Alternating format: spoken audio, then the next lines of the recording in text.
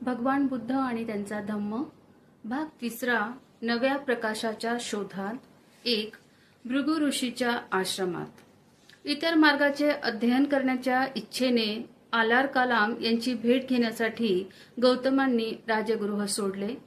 मार्गात त्यांनी भृगु ऋषीचा आश्रम पाहिला व तो आतून पाहण्याच्या जिज्ञासेने त्यांनी आश्रमात प्रवेश केला।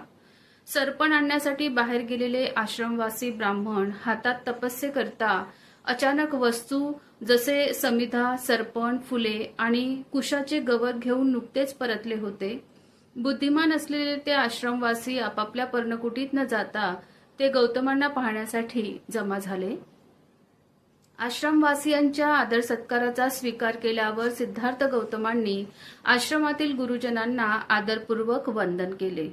मुक्तीची इच्छा बाळगणाऱ्या त्या सुज्ञ सिद्धार्थांनी स्वर्गप्राप्तीसाठी निरनिराळ्या प्रकारच्या